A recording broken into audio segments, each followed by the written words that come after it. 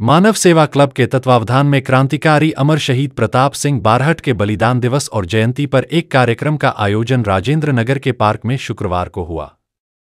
गोष्ठी की अध्यक्षता करते हुए साहित्य भूषण सुरेश बाबू मिश्रा ने कहा, प्रताप सिंह बारहट ने अपनी कम उम्र में ही बहादुरी के काम कर दिखाए और बरेली सेंट्रल जेल लाया गया। समझ लीजिए 93 और 15 में मतलब इन्हें पकड़कर लाया गया। तो 7 और 15 22 साल के थे, 22 साल के नौजवान थे और इन्हें इतना टार्चर किया गया। जो क्लीमेंट था उस समय का अंग्रेज अधिकारी, यहाँ इतना टार्चर किया गया, इतना टार्चर किया गया तो वो उनसे मुंह खुलवाना चाह रहे थे, पते पूछना चाह रहे थे, सचिन नाथ सान्याल का पता पूछना चाह रहे थे, रास बिहारी बोस का पता पूछना चाह रहे थे, अन्य क्रांतिकारी साथियों का पता पूछना चाह रहे थे, मगर इन्होंने अपना मतलब जो है पता नहीं बताया। तरह तरह के प्रलोभन भी दिए गए। उसने कहा कि मतलब जो है तुम्हारी याद में तुम्हारी माँ रोती है, रोते रोते उसके आंसू नहीं थम रहे हैं और अगर तुम इनके नाम बता दोगे तो हम तुम्हें सरकारी गवाह बना लेंगे और तुम्हारे पिताजी को भी छोड़ देंगे।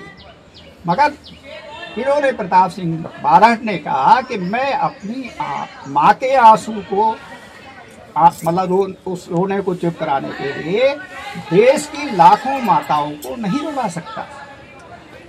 संयोग ऐसा हुआ कि उसी समय मतलब जो है केसरी सिंह भी मतलब जो है बरेली जेल में आ गए, उन्हें भी ट्रांसफर किया गया और कई महीने तक पिता पुत्र एक ही मतलब जेल में रहे, मगर कभी आमना सामना उनका नहीं हुआ। संयोग से एक दिन आमना सामना हो गया, खाना खाने जाते समय पिता पुत्र का आमना सामना हो गया। बहुत वर्षों बाद मिले थे, बहुत वर्षों बाद पिता ने पुत्र को, पुत्र ने पिता को देखा था, मगर ऐसा नहीं कि कोई उन्होंने गले लगा लिया हो, कोई प्यार किया हो। उन्होंने कहा, प्रताप सिंह मेरी एक बात याद रखना, अगर तुमने अंग्रेजों की प्रताड़ना से, अंग्रेजों के मतलब जो है सजा के डर से अपना मुंह खोला तो तुम अंग्रेजों की सजा से तो बच जाओगे मगर मेरी गोली से नहीं बच पाओगे। ये उस पिता के शब्द थे।